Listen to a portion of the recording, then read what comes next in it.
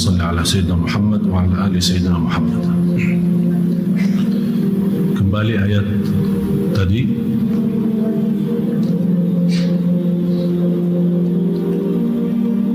Sudah Bapak Ibu bisa tergambar kira-kira apa yang akan terbongkar nanti di hari kiamat di hadapan Allah Subhanahu wa Ta'ala. Mohon maaf kalau kita punya sesuatu terbongkar di hadapan manusia, kita malu. Apalagi manusia itu seorang yang terhormat atau seorang yang kita sayangi seperti orang tua kita, suami kita, istri kita, atau anak kita pun bisa kita malu. Padahal manusia semuanya tidak terlepas dari salah dan dosa. Bagaimana kalau kita terbongkar persoalan itu di hadapan Allah SWT? Ada para malaikat, ada para rasul, para nabi, dan miliaran manusia yang kita tidak tahu jumlahnya. Batas jumlah makhluk Allah kita tidak tahu. Dan yang lebih luar biasa, akan Allah taniakan kita di hadapan seluruh makhluknya. Apa yang kita bisa jawab?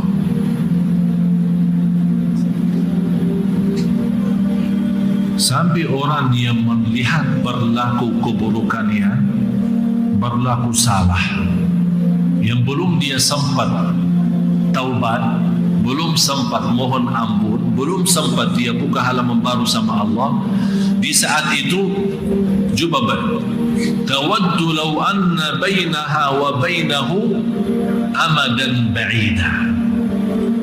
Tolong dibacakan. Pada hari ketika tiap-tiap diri mendapati segala kebaikan dihadapkan di mukanya, begitu juga kejahatan yang telah dikerjakannya. Ia ingin kalau kiranya antara ia dengan hari itu ada masa yang jauh, dan Allah memperingatkan kamu terhadap diri siksanya. Dia harap di saat itu, kenapa terjadi hari kiamat? Semoga di antara saya dan hal yang saya sudah lakukan ada masa yang lebih jauh. Artinya dia mengharapkan dengan kata itu tidak bertemu lagi, tidak terbongkar. Oleh karena itu jamaah sekalian, saya menasihati ada satu hal sangat penting sekali untuk kita semua. Coba buka ayat surah 68.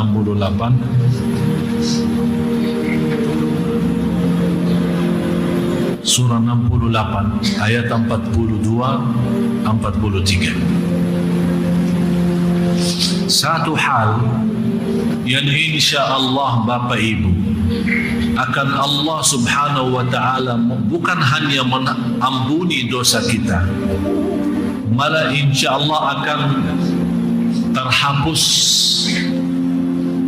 dari bekas-bekasnya dan tertulis di buku amal. Terhapus.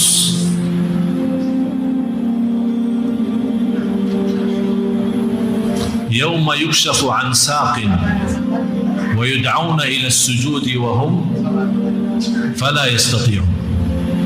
Coba baca. Pada hari betis disingkapkan dan mereka dipanggil untuk bersujud, maka mereka tidak kuasa. Begitu munculnya Allah Subhanahu wa Ta'ala menghadapi makhluk-makhluknya untuk mulai dihisab. Orang yang selama di dunia menikmati sujud, akan dengan mudah dia akan bersujud begitu melihat Allah Subhanahu wa Ta'ala.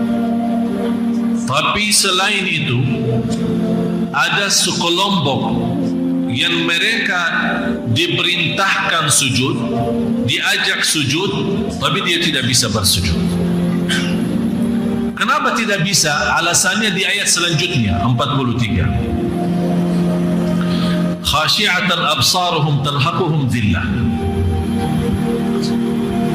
Dalam keadaan pandangan mereka tunduk ke bawah, lagi Mereka sudah merasa malu sampai mereka tidak berani lagi pandangannya ke hadapan Allah, malah mereka melihat ke bawah, merasa kehinaan yang luar biasa, penyesalan yang luar biasa.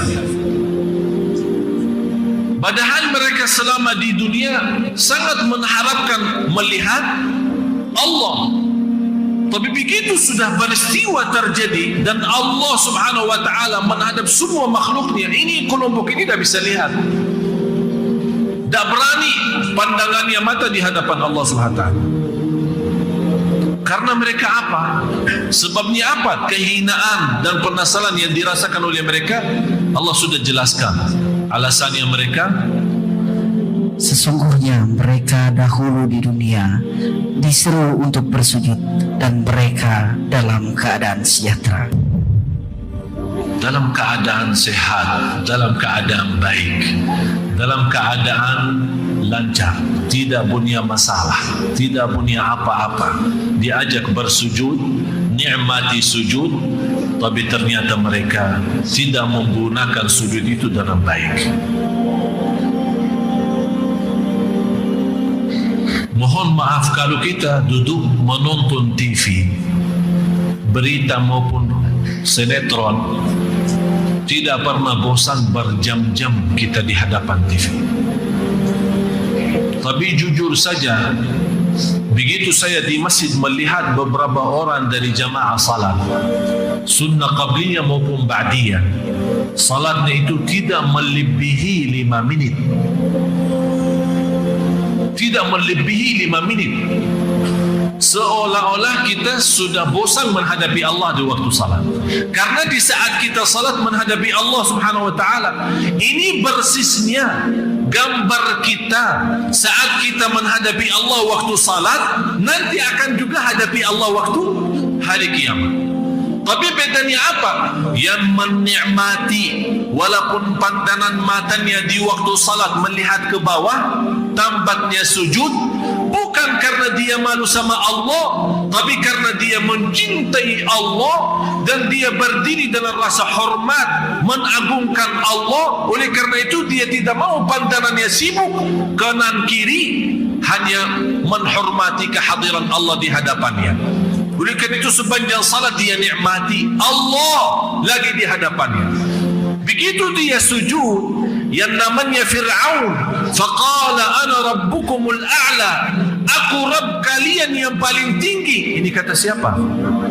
Fir'aun. Tapi coba bayangkan apa kata Allah kepada Nabi Musa dan Harun. Ini padahal kejahatan Fir'aun luar biasa. Faqala ana rabbukumul a'la, sebagaimana penjelasannya di suratul Nazi'at. Aku Rabbmu yang tertinggi, kata Fir'aun kepada kaumnya. Allah mengutuskan Nabi Musa dan Nabi Harun. Nabi Musa dan Nabi Harun, katakan kepada Fir'aun dengan kata-kata yang lembut dan halus, supaya dia sadar dan ingat. Padahal perkataannya Fir'aun menjadi bukan dosa besar lagi, dosa besar yang tertinggi. Tidak pernah di dunia ini, di bumi ada seorang yang berani berkata, ana rabbukumul a'la, saya Rabb kalian yang tertinggi. Hanya Fir'aun. Iblis, yang namanya Iblis, tidak pernah berkata seperti itu. Malah Iblis sendiri waktu Allah mengusirkan dari rahmatnya, apa dia bilang? Fabi'izzatika, dia kembalikan dengan agunganmu ya Allah. Dia sendiri Iblis berkata begitu, saya akan goda anak Adam. Masih dia berkata agunganmu ya Allah. Fabi'izzatika, dengan kemuliaan dan keagunganmu ya Allah, bagimu ya Allah. Tapi Fir'aun, ana rabbukumul a'la. Tapi coba lihat kebesaran sayangnya Allah, mengutuskan Nabi Musa dan Harun, katakan, faqula lahu qawlan layyinan la'allahu yatadhakkaru aw yakhsha. Berkatalah dengan kata yang lembut, barangkali Allah dengan kelembutan kata Nabi Musa dan dakwahnya Allah buka hati Fir'aun itu. Padahal Bapak Ibu yang luar biasa, Allah Maha tahu di dalam takdirnya Fir'aun tidak akan beriman. Tapi kenapa Allah menyuruh Nabi Musa dan Harun membalas kata Rabbukumul A'la dengan kata yang lembut? Ini menjadi pelajaran bagi kita. Apalagi Allah bagi orang muslim, bagi orang mukmin yang selalu dalam sujud, dia berkata subhana rabbiyal a'la, bukan sebagaimana kata Fir'aun ana rabbukumul a'la. Malah terbalik, kita membesarkan maha suci engkau ya Allah yang maha tinggi. Oleh karena itu tidak ada nikmat dalam sebuah ibadah sebagaimana lezatnya sujud. Orang yang tidak bisa merasakan lezatnya sujud, wallahi dia bodoh, belum tahu apa hakikatnya ibadah, apa hakikatnya salat. Sungguh lezatnya sujud menjadi salah satu kenikmatan dan rahasia, karena Allah memberikan muka yang mulia, tapi kita rindahkan wajah kita karena Allah. Dan di dalam sujud kita sebutkan maha suci engkau ya Allah yang maha tinggi, subhana rabbiyal a'la. Kalau Allah maha lembut terhadap Fir'aun yang berkata ana rabbukumul a'la, kira-kira Allah bagi siapa yang selalu subhana rabbiyal a'la?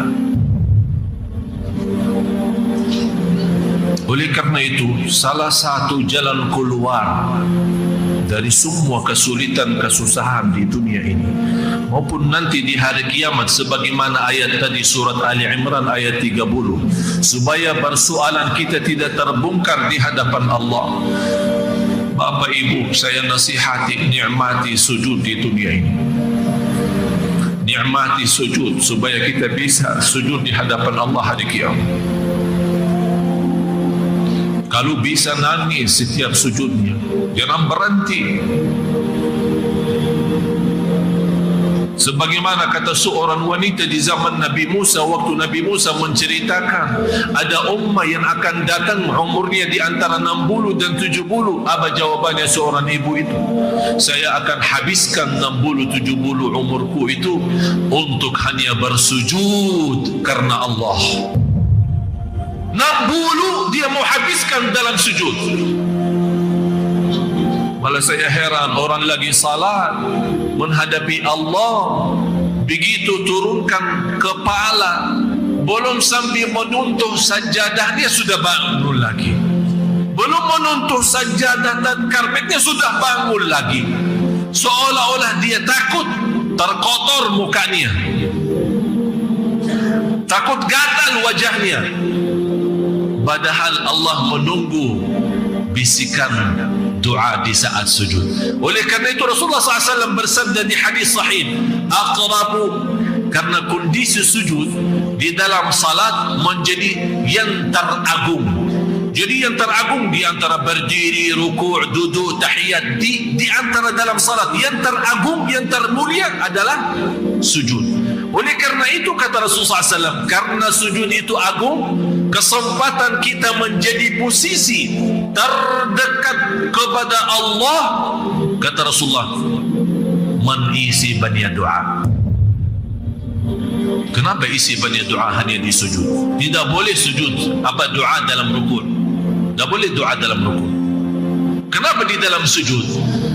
Karena kita sudah bersedia merindahkan wajah kita yang mulia, yang menjadi pandangan yang dilihat oleh miliaran manusia di mana saja kita berada, dan selalu kita jaga kebersihannya. Kita ikhlas dan bersedia merindahkan, menghinakan karena Allah Subhanahu wa taala, dan menaruh bisa jadi tempat sujud kita belum tentu tempat bersih, belum tentu sajadahnya wangi.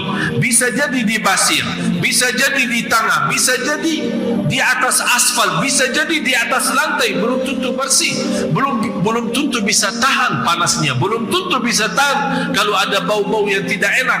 Tapi kita merasa semua ini tidak ada arti karena kita sudah ikhlas dari awalnya bersujud lillah, dan saya mau nikmati lezat sujud itu. Oleh karena itu diberikan kesempatan, kalau sudah mulai menikmati rasa sujud karena Allah, berbanyaklah doa. Karena doa di dalam sujud, anda dalam kesempatan terdekat kepada Allah, berdoalah di situ. Doa di antara doa itu, ya Allah, bersoalan saya yang Engkau tahu, yang sudah saya sembunyikan dari mata-mata manusia, tapi Engkau hanya yang maha melihat. Ya Allah, maafkan, jangan sampai persoalan itu terbongkar nanti di hari kemudian. Minta Allah menutupi ini dalam sujud, supaya kita tidak mengangkat kepala dari sujud. Oleh karena itu hikmahnya 2 kali sujud. Begitu kita belum puas, begitu kita sudah mulai muncul rasa lezatnya sujud, Allah kasih kesempatan, jangan takut, masih mau nikmat ya, sujud lagi. Subhanallah, tertumpah semua masalah dan semua kotoran, semua soalan dalam sujud. Oleh karena itu bahagia seorang yang begitu angkat kepala dari sujud yang kedua, malah mukanya sudah mulai bersinar. Coba lihat rakaat yang kedua bagaimana, sungguh nikmat. Kalau dibayarkan dunia dan segala isinya, dia tidak mau balas salatnya itu, tidak mau lepas, karena dia sudah nikmat. Ini baru rakaat pertama. Apalagi Bapak Ibu kalau sujud itu di malam hari, semua orang tidur, anda bangun, salat, berbanjang sujud. Bisa jadi baca saat berdiri qulhu, bisa jadi baca wasyamsi wa duhaha, atau ayat-ayat pendek yang lain. Tapi saya mohon, kalau anda sudah di dalam sujud, jangan kubur, karena anda lagi dalam terdekat kepada Allah. Mohon rasakan itu.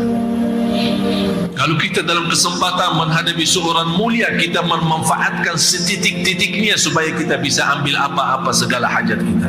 Ini Allah yang maha segala-galanya. Apalagi di malam hari, orang tinggalkan enaknya tidur, dia mau nikmati sujud.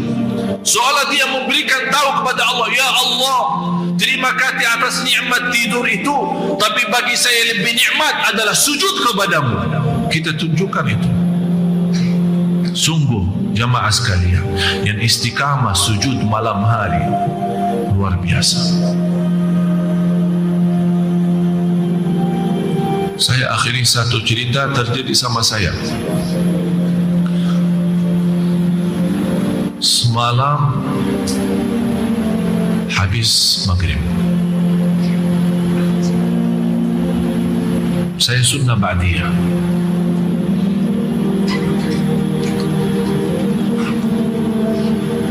Tiba-tiba saat saya, karena saya sibuk persiapan ceramah ciri-ciri hari kiamat, begitu saya di sunnah ba'diyah sujud, saya tidak merasa diri. Yang terbayang selama sujud hanya hari kiamat. Dan saya di saat itu merasa diri ini dari dalam sujud, merasa diri di hadapan Allah, dan Allah bukan buku amal.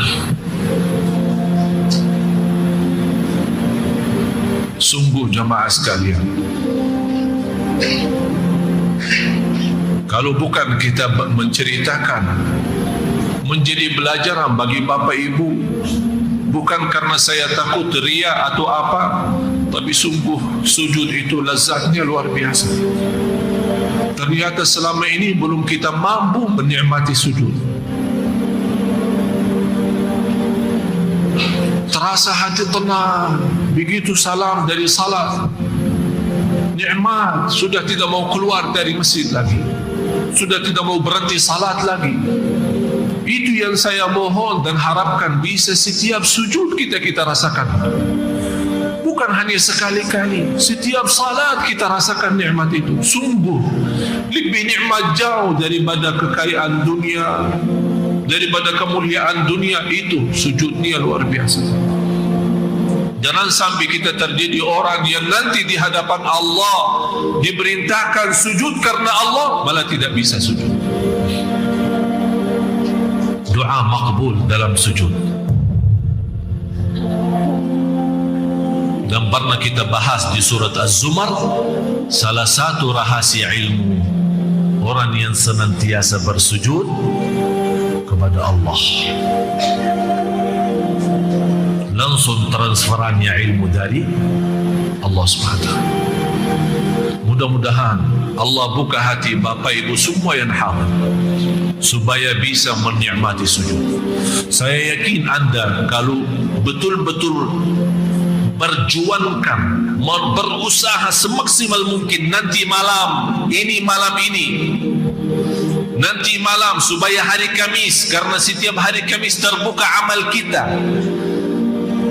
buku amal terbuka setiap hari Senin Kamis, dan Allah mengampuni semua yang terlihat bukunya kecuali dua orang yang saling marah dan saling tidak memaafkan, saling terputus silaturahimnya. Dalam kesempatan supaya nanti pagi hari saat terbuka amal kita, di antaranya tertulis oleh malaikat malamnya sudah lazat sujud. Itu yang saya harapkan. Jangan sampai terbuka buku amal kita besok pagi sudah tertulis sebelumnya malam ini ada tertulis sudah mendapatkan lazatnya sujud. Mudah-mudahan Allah kuatkan dan buka hati Bapak Ibu semua. Marilah kita sama-sama berdoa.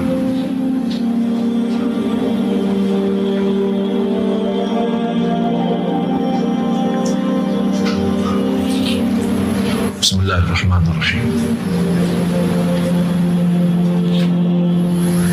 Alhamdulillahi Rabbil Alamin.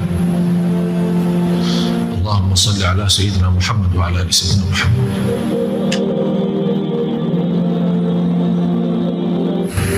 Maha suci Engkau yang maha tinggi.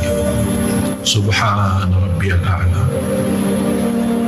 Subhana Rabbiyal A'la. Subhana Rabbiyal A'la. Engkau maha lembut terhadap Fir'aun saat dia berkata, aku Rabbmu yang tertinggi. Ya Allah, hantarkan kasih sayangmu terhadap kami yang senantiasa mengucapkan Subhana Rabbiyal A'la. Berilah kepada kami ya Allah hati yang suci supaya bisa menikmati sujud. Karena sujud itu salah satu yang teragung di dunia ini. Ya Allah, muliakan kami dari nikmatnya sujud. Selamatkan wajah kami dari siksa neraka Jahannam dan nikmatnya sujud. Ya Allah, terimalah dan kabulkan segala hajat dan doa kami saat kami bersujud, supaya kami mengangkat kepala dari sujud sudah mendapatkan segala ampunan dan segala ridha-Mu ya Allah ya Arhamar Rahimin. Ya Allah, kuatkanlah kami lahir batin agar kami senantiasa menjadi hamba-Mu ahli sujud, menjadi hamba-Mu ahli sujud, curhatnya dalam sujud, permohonannya dalam sujud, segala hajatnya ditumpahkan dalam sujud. Ya Allah ya Dzal Jalal wal Ikram, kuatkanlah kami ya Allah dan berilah kepada kami nikmatnya sujud agar kami mampu bersujud di hadapan-Mu hari kiamat ya Allah ya Arhamar Rahimin. Ya Allah, aku mohon untuk semua jamaah yang hadir di saat ini dan jamaah dimanapun berada, jamaah Masjid Sunda Kelapa. Tidak ada yang pulang ke rumahnya malam ini sambil mendapatkan segala ampunan lahir batin. Di antara kami yang sakit sembuhkan, penyakit sehatkan badannya. Di antara kami ya Allah yang terlibat dan tergoda dengan hawa nafsunya ya Allah, ampuni ya Allah, tutupi aibnya, sempurnakan kekurangannya, terimalah segala amal ibadahnya. Bagaimana Engkau berikan kepada kami kemudahan sama-sama berkumpul di masjid ini ya Allah. Berilah kepada kami kemuliaan sama-sama jumpa lagi di surga-Mu ya Allah bersama orang tua kami. Birahmatika ya arhamar rahimin. Ampuni saudara kami muslimin, muslimat, mukminin, mukminat yang hidup maupun yang telah wafat. Ya Allah, khususnya untuk jamaah haji Masjid Sunda Kelapa maupun jamaah haji Indonesia ya Allah, berilakan kemudahan, sehat wal afiat sampai ke tanah suci ya Allah, lancar ibadah, kembali ke tanah air membawa haji mabrur ya Rabbal Alamin. Yang belum dapat kesempatan ya Allah, panjang umur, sehat wal afiat, murah rezeki, diberikan kemudahan ke tanah suci haji umrah dan ziarah Nabi Muhammad sallallahu alaihi wasallam. Ya Allah, jadikan majlis kami malam ini menjadi saksi baik di hadapan-Mu hari kiamat, menjadi saksi baik dan menjadi ilmu bermanfaat bagi kami, dan berikan kekuatan kepada kami agar kami mengamalkan ya Allah. ربنا تقبل منا إنك أنت السميع العليم وتب علينا إنك أنت التواب الرحيم. ربنا آتنا في الدنيا حسنة وفي الآخرة حسنة وقنا عذاب النار. وصلى الله على سيدنا ونبينا محمد وعلى آله وصحبه أجمعين. سبحان ربك رب العزة عما يصفون وسلام على المرسلين والحمد لله رب العالمين. سبحانك اللهم وبحمدك أشهد أن لا إله إلا أنت أستغفرك وأتوب إليك.